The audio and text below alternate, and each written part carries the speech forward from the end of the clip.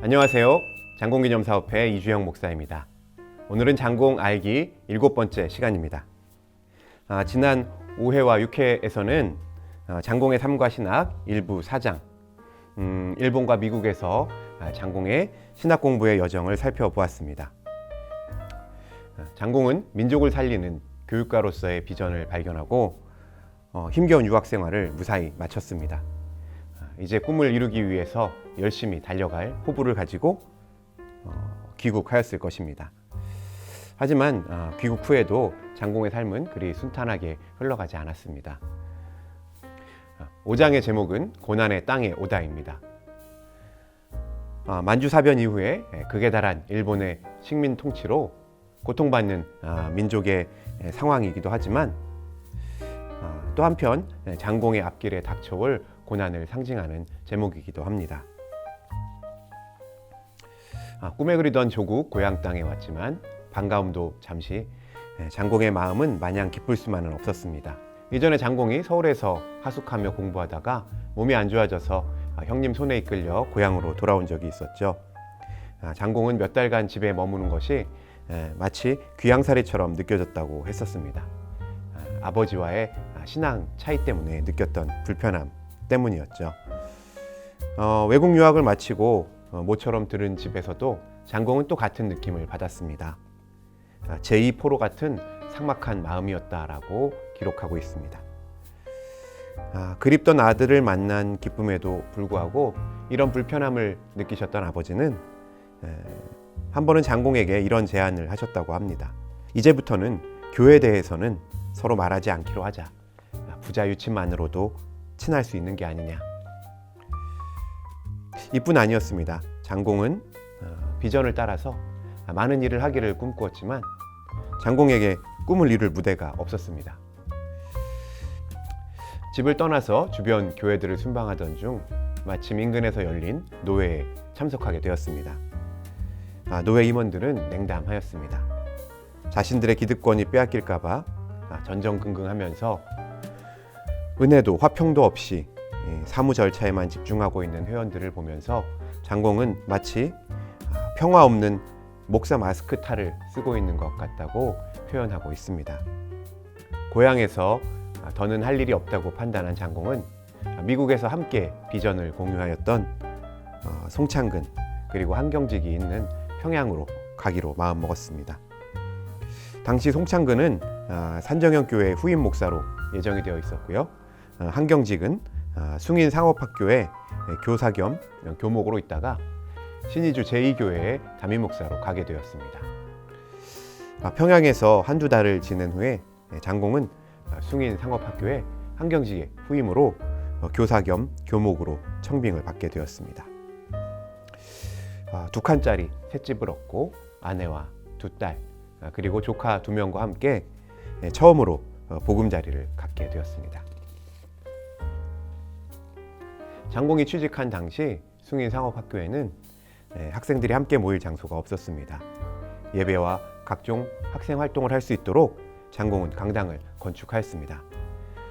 실내 체육관으로도 쓸 수 있는 곳이어서 농구팀을 만들었는데 농구팀의 실력이 좋아서 일본에서 열리는 전국 학생대회에서도 압도적인 성적으로 우승하였다고 합니다. 하지만 2년 연속 우승을 하자 일본 정부에서는 민족의식을 자극한다는 이유로 출전을 금지했다고 합니다. 숭인상업학교에서 한 학기를 지내고 나자 다른 곳에서도 장공을 청빙하는 요청이 있었습니다. 이런 장공의 행보를 눈치채고 남궁혁 박사는 장공에게 평양신학교 기관지인 신학진함의 편집 실무를 제안하였습니다. 사례금과 함께 매호마다 글을 낼 수 있다는 조건에 장공은 평양에 계속 있기로 마음을 먹었습니다. 이 신학진함을 통해서 장공은 당시 부패하고 혼탁하였던 조선의 사회와 복음에 충실하지 못한 교회를 비판하는 글들을 썼습니다.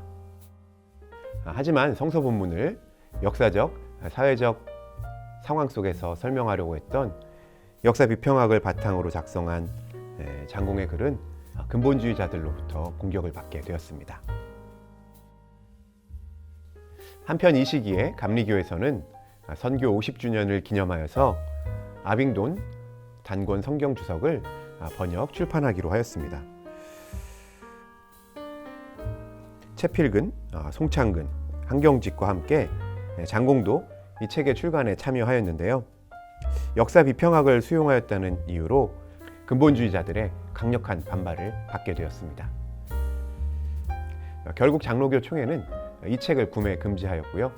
집필에 참여한 사람들에게 공개 사과를 요구하기로 결정하였습니다. 하지만 잘못을 인정할 수 없었던 송창근, 한경직과 또 장공은 몇 달을 버텼지만 신학 진함의 책임자로 있던 남궁혁에게도 계속 압력이 왔습니다.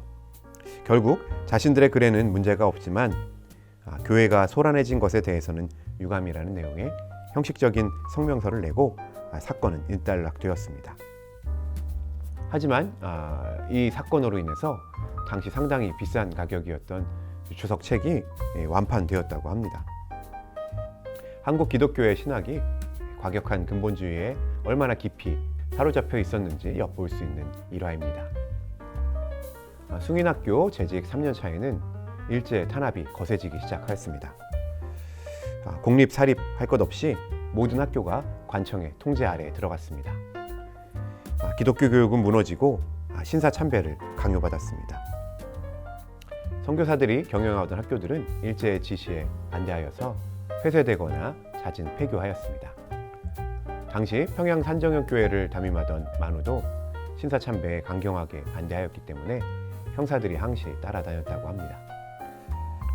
여러 가지 이유로 고민하던 만우는 산정혁교회를 사직하고 부산으로 떠나 부산 빈민촌에서 사회사업을 하기로 결심하고 산정혁교회를 사직하고 떠났습니다. 혼자 남은 장공에게 어느 날 교장은 학교를 위해서 학생들에게 민족의식을 가르치지 말고 또 신사참배에도 참여해달라고 요청하였습니다. 장공은 알겠다고 답하고 나서는 바로 사표를 제출하였습니다. 당장 가족의 생계가 문제되었지만 그럼에도 장공은 초대교회 순교자들의 모습을 사모하며 믿음으로 모험하였습니다. 다행히 마음씨 좋은 집주인을 만나서 집세 없이 머물 수 있었습니다. 어려운 사정을 아무에게도 말한 적이 없었는데 어느 날 피츠버그에서 알고 지냈던 미국인 친구로부터 편지가 왔습니다. 장공을 위해서 11조를 모아둔 것이라면서 매달 생활비를 보내왔습니다. 까마귀가 물어주는 빵부스러기로 살아남은 엘리야의 기적을 또다시 체험하는 순간이었습니다. 장공은 일제 신사참배가 초대교회 때 황제 숭배와도 같다고 생각하였습니다. 학교를 그만둔 장공은 평양신학교회 도서관에서 성자 열전을 빌려 읽었습니다. 황제 숭배를 거부하고 순교하였던 초대 신자들을 골라서 순교자 열전을 썼습니다. 학교를 그만두고 여름이 끝나갈 무렵 어느 날 숭실전문학교의 교장으로 마지막까지 남아있던 선교사 마우리 박사가 장공을 찾아왔습니다. 북간도 용정에 있는 은진중학교에서 교목 겸 교사를 구하고 있는데 장공을 추천하려 한다는 것이었습니다. 장공은 조카 편에 가족들을 먼저 고향으로 보내고 부산으로 내려갔던 만우와 만나서 만우의 부산 사업 이야기와 또 앞으로 할 일들을 의논한 뒤에 며칠 후에 창골집으로 갔습니다. 만삭이었던 아내는 창골집에서 첫 아들을 낳았습니다. 기쁨도 잠시 장공은 아내와 아이들을 큰 댁에서 한 달쯤 쉬도록 맡긴 후에 먼저 간도 용정으로 떠났습니다. 잠시 간도에 대해서 살펴보겠습니다. 19세기 중반부터 경제적인 어려움과 또 정치적인 혼란 때문에 많은 조선 사람들이 간도로 이주하였습니다. 이들이 간도를 개간하고 또 정착하면서 조선과 청나라 사이에 국경 분쟁이 불거지기 시작하였습니다. 여러 차례 협상이 이어졌지만 뚜렷한 결론이 없었습니다. 그러다 1909년에 우리 정부를 배제한 채 청일 간의 불법적인 협약으로 간도는 중국 영토로 편입하게 되고 말았습니다. 은진중학교가 있던 북간도 용정 남쪽 인근에 명동촌이 있었습니다. 명동촌은 동쪽 즉 한반도를 밝힌다는 뜻으로 기울어가는 조선의 운명을 다시 일으킬 수 있는 인재들을 기를 목적으로 세워진 정착촌이었습니다. 이곳에 세워진 명동학교는 북간도의 대표적인 근대 민족교육기관으로 윤동주, 문익환 등을 배출한 민족학교였습니다. 이처럼 우리 민족의 역사가 남아있는 간도는 일제강점기 독립운동의 중요한 거점이 되었습니다. 장공이 추천받은 은진학교는 캐나다 선교사들에 의해 1920년도에 용정에 세워진 미션 스쿨이었습니다. 개교 초기부터 장로교 교회에서 설립하였던 인근 소학교 졸업생들이 많이 모였습니다. 특히 일제의 간도 참변으로 인해서 명동학교를 비롯한 정동학교, 또 북일학교 등 한인 민족학교들이 잿더미가 되는 바람에 더 많은 학생들이 은진중학교로 모이게 되었습니다. 1926년부터는 좌익 운동이 활발하게 전개되었는데요. 그래서 학생들과 학교 당국 사이에 갈등이 불거지기도 하였습니다.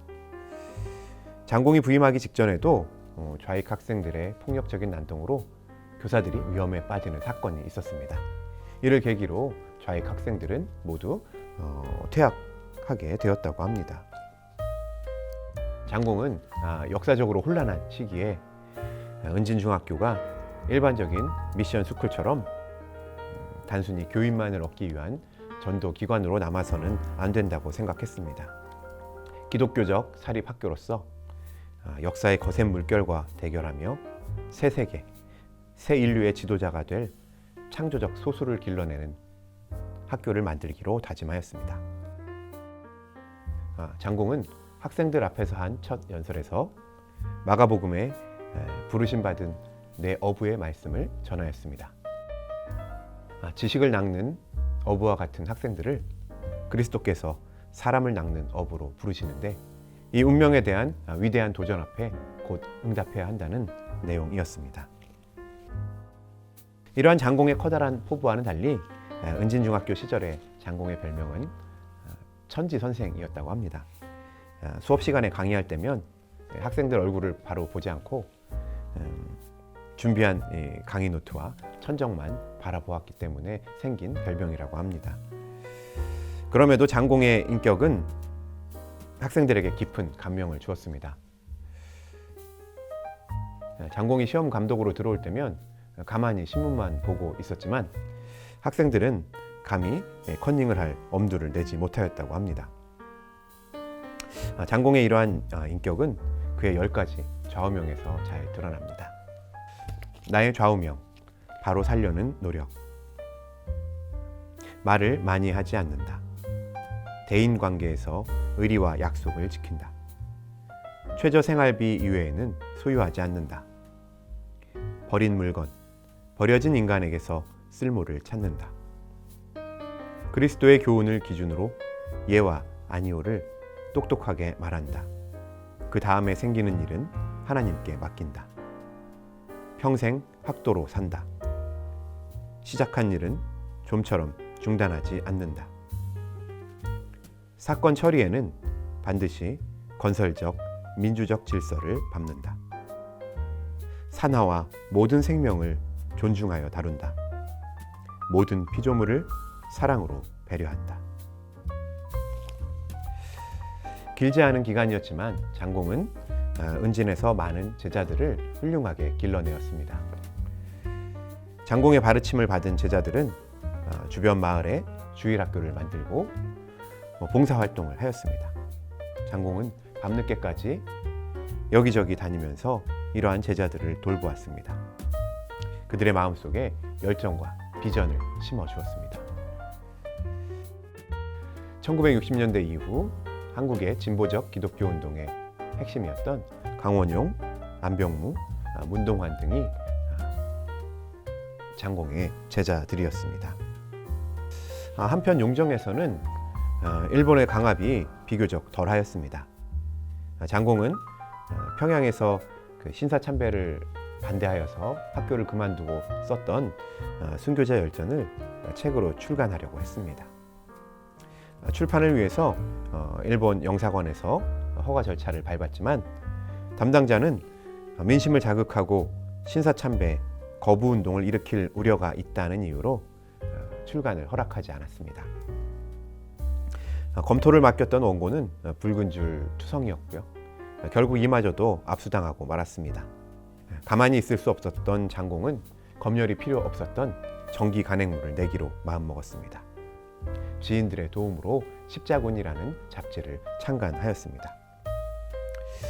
1937년 5월에 첫 호가 창간되었는데 일제 규제 때문에 1938년 2월 채 1년도 발간하지 못하고 폐간되고 말았습니다. 그 후 1950년에 속간되어서 57년까지 간행되었습니다.